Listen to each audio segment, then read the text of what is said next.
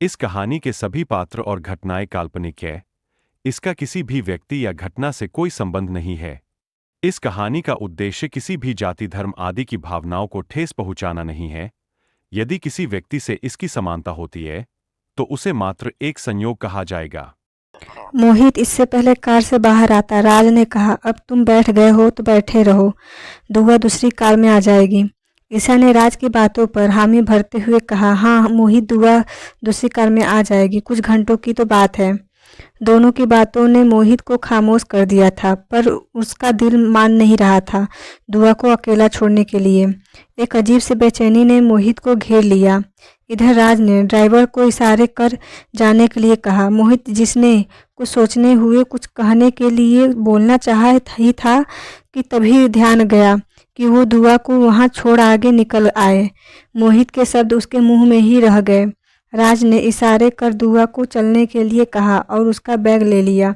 राज ने कार का door open कर दुआ को बैठने के लिए कहा। दुआ जैसे ही बैठने के लिए झुकी, अंदर बैठे शख्स को देखकर उसकी आंखें बड़ी हो गई। उसने पलटकर राज को देखा। राज ने कहा, दो कार थी, एक में आपकी फ्रेंड्स चले गए और अब हम सबको साथ ही जाना होगा। राज की बात सुनकर धीरे से दुआ ने अपने सिर को हाँ में हिलाया और बैठ गई। सौर्य की नज़रें अभी भी उसके टैब में ही थी। शायद वो कुछ इम्पोर्टेंट काम कर रहा था, पर दुआ ऑकवर्ड फील करवा रही थी। दुआ ने खुद से ही कहा, पर क्या करें हम, और कोई ऑप्शन भी तो नहीं है हमारे पास। न जाने कैसे सौर्य सर ने दुआ की नर्वसनेस को भांप लिया। वो टैब से में नज़रें गड़ाए हुए ही कहा, don't worry, be panic, be comfortable. कहते हुए सौर्य ने पानी की बोतल दुआ की तरफ बढ़ा दी। दुआ के हाथ कांपते रहे थे, पर फिर भी उसने बोतल लेते हुए कहा, थैंक यू सर, आपने हमारी इतनी मदद की। इट्स माय प्लेजर, शांत आवाज़ में सौर्य ने कहा। सौर्य दुआ को कंफर्टेबल फील करवाना चाहता था, इसलिए वो उसकी तरफ देख भी नहीं रहा था। जैसे जैसे टाइम बीत रहा था, अंधेरा घना होता जा रहा था।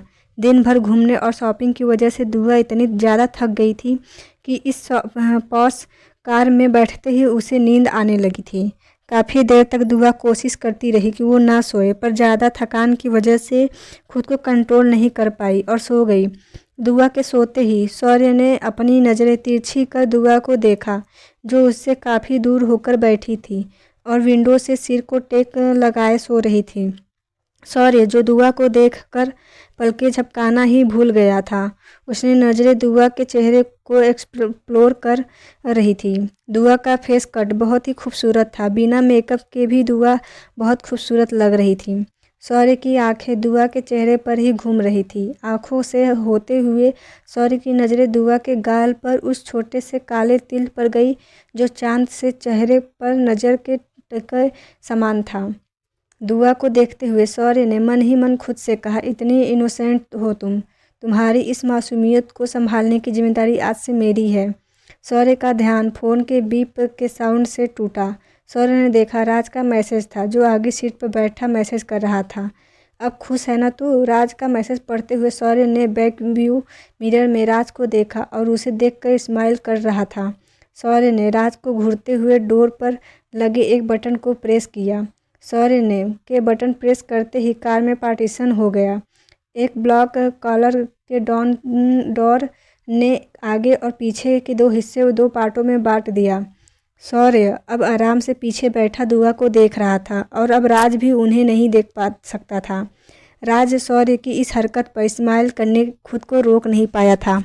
दुआ का सिर सोते हुए विंडो साइड से दूसरी तरफ झुक गया।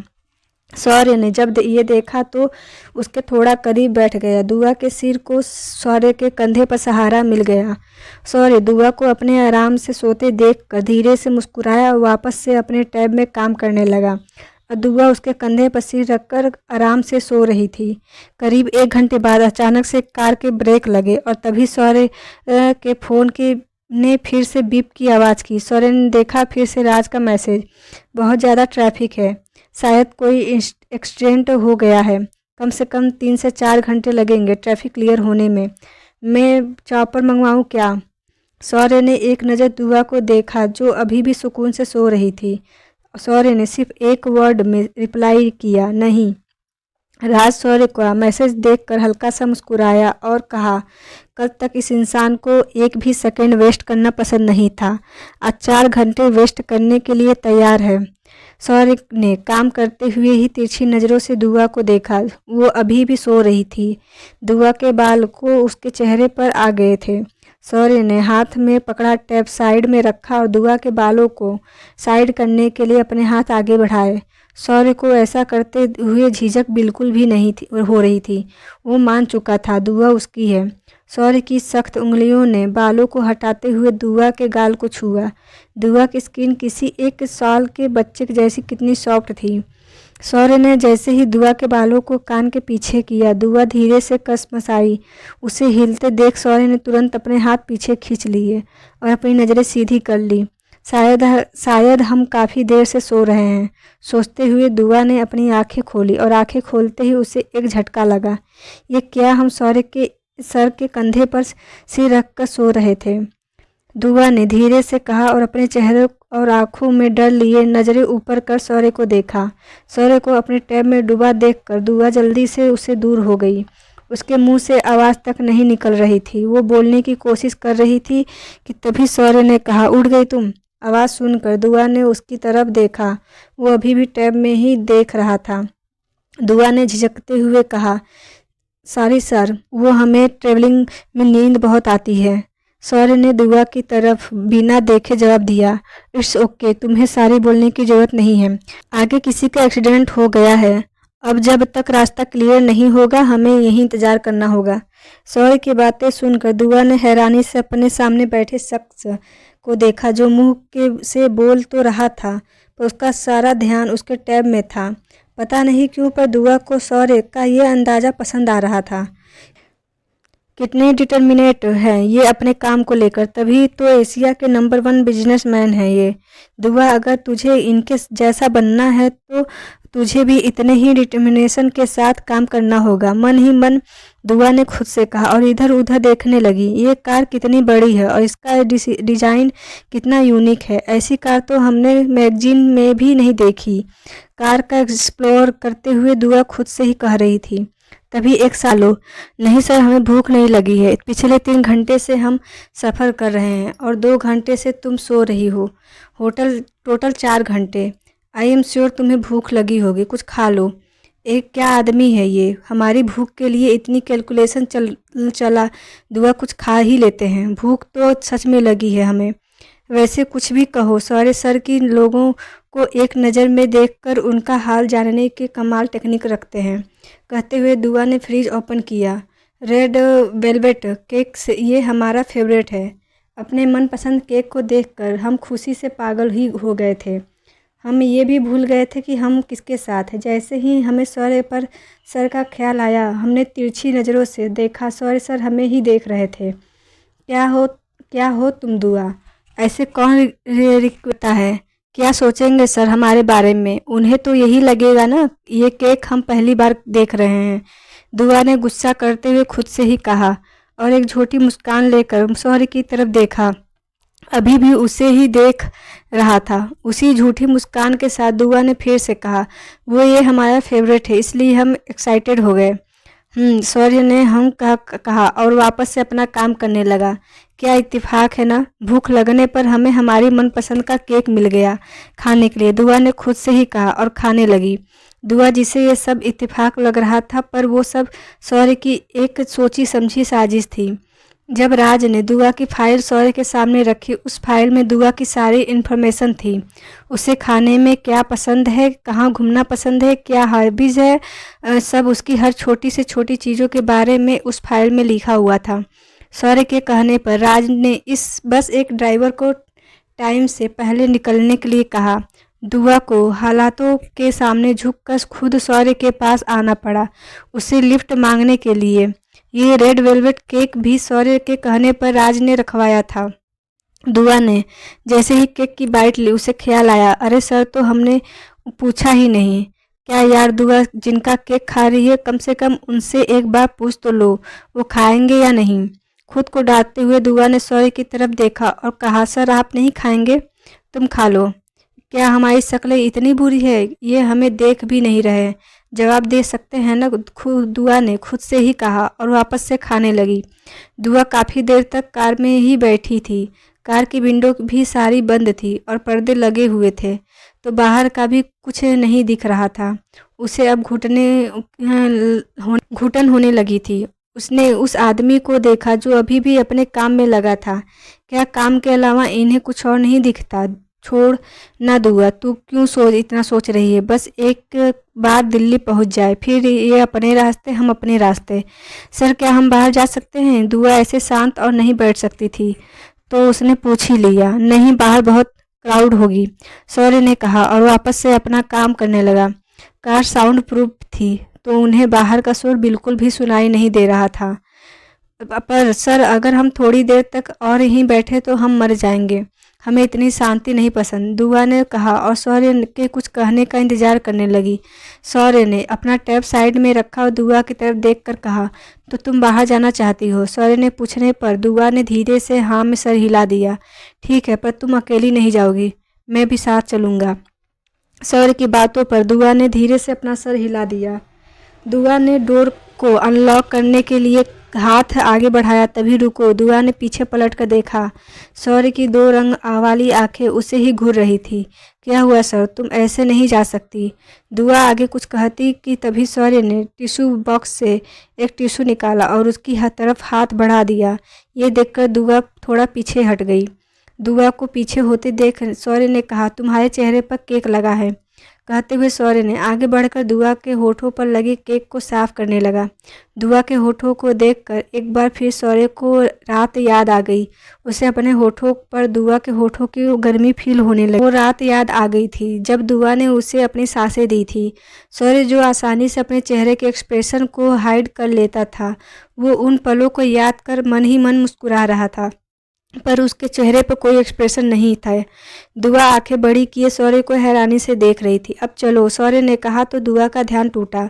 दोनों कार से बाहर आए तो बाहर का माहौल देखकर सौर्य को ऐसा लगा जैसे वो मछली बाजार में खड़ा हो। लोगों का शोर और गाड़ियों की लंबी कतार देखकर दुआ ने सौर्य की तरफ देखा और कहा, सर, इतना लंबा ट्रैफिक, हम दिल्ली कब पहुँचेंगे? कल सुबह। आवाज़ सुनकर दुआ ने पीछे पलट कर देखा। राज मुस्कुराते हुए दुआ को देख रहा था। हमारे दोस्त, दुआ ने इतना ही कहा कि राज ने उसे बीच में रोकते हुए आगे कहा, उनकी गाड़ी निकलने के बाद ये एक्सीडेंट हुआ है। वो सब ठीक है, तुम ज़्यादा परेशान मत होना, मैंने अभी बात की है। वो लोग कुछ घंटों तक बाद दिल्ली पहुंच जाएंगे। दुआ एक साइड में आकर खड़ी हो गई और चारों तरफ देखने लगी। गाड़ियों को लंबी कतार, लोगों की भीड़ और रोड के दोनों साइड रेत। यह देख कर दुआ ने उदास होते हुए अपना मुंह लटका लिया। सौर्य कार से टेक लगाए दोनों हाथ बांधे खड़ा वो दुआ का ही देख रहा था। तभी कुछ लोगों ने दुआ का ध्यान अपनी ओर खींचा। एक ट्रक से उतरकर कुछ बंजारे लोगों ने शोर और भीड़ से कुछ दूर जाकर बैठ गए। रात का समय था तो गाड़ियों के हेडलाइट की रोशनी और चांदनी बिखर हुई थी। उन बंजारों में से कुछ बंजारे लड़कियों को इकट्ठा कर आग लगाने लगे तो कुछ अपना गाना बजाने का सामान निकालने लगे। उन बंजारों ने सभी लोगों का ध्यान अपनी ओर खींच लिया था। एक एक कर सबके कदम उनकी ओर बढ़ गए। दुआ भी उनकी ओर बढ़ने लगी। दुआ को बंजारों के करीब जाता देख सौर्य ने राज की तरफ देख राज ने हाँ में सर हिलाया और दुआ के पीछे चला गया। सौर्य को ये सब पसंद नहीं था। वो डेविल पर्सनैलिटी वाला इंसान, या यूँ कहें कि डेविल ही था। वह उसकी लाइफ में 3 चीज़ें ही ज़रूरी थी। पहली उसकी माँ, दूसरा पैसा और तीसरा अपने दुश्मन को मारना। यही उसकी लाइफ थी। पर अब कुछ बदल गया था। जब से दुआ उसकी लाइफ में आई, दुआ भी उसकी लाइफ का एक इम्पॉर्टेंट हिस्सा बन गई। पर यह कितना सच था ये तो सिर्फ सौर्य ही जानता था। दुआ को खुद से दूर जाता देख सौर्य को अच्छा नहीं लगा और उसके कदम एक बार फिर उसे अब उसके करीब ले गए। राज ने एक बड़े से पत्थर पर दुआ को बैठा दिया जहाँ से वो उन बंजारों को देख रही थी। सौर्य उसके पास आकर उसके पीछे ही खड़ा हो गया। उसके दोनों हाथ उसकी पैंट की जेब में थे। बंजारों को नाचता गाता देखकर लोग अपनी परेशानी और ट्रैफिक का सिर दर्द दोनों ही भूल गए थे। दुआ भी होठों पर स्माइल उन्हें देख ही रही थी। इस बात से अनजान की 2 रंग वाली आँखें उसे ही देख रही थी। बंजारों का एक ग्रुप जब गा बजा कर थक गया तभी दूसरा ग्रुप आया और उन्होंने अपना गाना बजाना शुरू किया और उनके डांस में इस कदर खो गई थी कि उन्हें देखते हुए वो अपनी पलकें झपकाना ही भूल गई थी। तो वहीं सौर्य भी हिप्नोटाइज होकर दुआ को देखते हुए पलकें झपकाना भूल गया था। ये गाने के बोल थे या सौर्य के जज्बातों को शब्द मिल गए थे। गाने का एक शब्द सौर्य की फीलिंग्स को बयां कर रहा के ग्रुप में से एक लड़की ने गा रहे लड़के के साथ देते हुए आगे गाया। उस लड़की ने लड़की के कमर में हाथ डाले उसे ऊपर उठाते हुए डांस करते हुए आगे गाया। तभी उस लड़की ने लड़के को खुद से दूर करते हुए गाया। बंजारों का डांस देख उन्हें एंजॉय करता देख दुआ बहुत बहुत खुश हो रही थी। उसके होठों से नहीं रही थी स्माइल। तभी उस ग्रुप से निकल कर एक लड़की उसके पास आई और उस लड़की ने दुआ का हाथ पकड़ा और उसे अपने साथ ले गई। दुआ जो एक बहुत अच्छी डांसर थी, उसे डांस करना बहुत पसंद था। उन लोगों के फोर्स करने पर दुआ उन्हें मना नहीं कर पाई और उनके साथ डांस करने लगी। सौर्य की नज़र दुआ पर जैसे थम सी गई। जब उसने दुआ को डांस करते देखा तो उसे लगा उस पल वहाँ पर कोई और नहीं है, सिर्फ वो और दुआ ही है। हल्के गुलाबी रंग के सूट में दुआ उन बंजारों के साथ डांस करते हुए बहुत खूबसूरत लग रही थी। सौर्य जो दुआ को देख रहा था तभी कुछ आवाज़ों ने सौर्य का ध्यान अपनी ओर खींचा। क्या मस्त चीज़ है ये, क्या डांस करते हुए तो क्या ही लग रही है, आँखों से सीधा दिल में बस गई है। पहले लड़के ने कहा। तभी दूसरे लड़के ने कहा, काश इसके साथ एक रात बिताने को मिलती। उन दोनों की बातें सुनते हुए तीसरे लड़के ने कहा, तो फिर देर किस बात की है, शाम भी है जाम भी है और शबाब भी, वो भी तो हमारे सामने ही है। उठा लो इसे, आज रात यादगार बन जाएंगे। तीसरे लड़के की बात सुनकर पहले लड़के ने कहा, उठा तो ले पर यहाँ बहुत सारे लोग हैं। हाँ यार, इतने सारे लोगों के सामने ये करना ठीक नहीं रहेगा। जब ना चाहते हुए भी सबकी आंखें बंद हो ही जाती है, बस उसी पल हमें इसे उठाना होगा। उस तीसरी लड़के की बातों पर एक दूसरे को हाई फाई देते हुए तीनों हंसने लगे। इधर सौर्य, जिसने उन तीनों लड़कों की सारी बातें सुन ली थी, अपनी जलती आंखों से उन्हें ही देख रहा था। सौर्य के जस्ट बगल में खड़े राज ने भी उनकी बातें सुनी थी। राज ने मन ही मन खुद से कहा, लोग मौत से दूर भागते हैं और ये तीनों बेवकूफ़ लड़के मौत को इनवाइट कर रहे हैं। आज की रात तो वाकई तुम्हारी यादगार बनने वाली है। कहते हुए राज उन तीनों की हालत को इमेजिनेशन करते हुए हंसने लगा। दुआ उन बंजाना लड़कियों से बात करने लगी थी। तभी उसे ख्याल आया वो अकेली नहीं है। सौर्य का ख्याल आते ही दुआ उन लड़कियों के बीच से निकलकर वापस उसी जहां आ गई। सौर्य जो दुआ को अपना असली चेहरा नहीं दिखाना चाहता था, उसने पॉलिटली टोन में कहा, ना यू हैप्पी। दुआ ने बस हाँ में सर हिला दिया। क्या दुआ, ये क्या किया तूने? तुझे ऐसे बंजारों के साथ डांस करता देख क्या सोच रहे होंगे सौर्य सर तेरे बारे में? खुद को कोसते हुए दुआ ने खुद से ही कहा। सौर्य ने आगे कुछ नहीं कहा और दूसरी तरफ चला गया। राज ने झुककर धीरे से कहा, तुम थोड़ा रेस्ट करना चाहोगी? पीछे पलटकर दुआ ने राज को देखा और धीरे से हाँ में सर अपना हिला दिया। दुआ ने अपने कदम गाड़ी की तरफ बढ़ाए और अंदर जाकर बैठ गई। हेलो दोस्तों, आपको मेरी स्टोरी अच्छी लग रही है तो वीडियो को लाइक और चैनल को सब्सक्राइब करें और शेयर करना ना भूलें।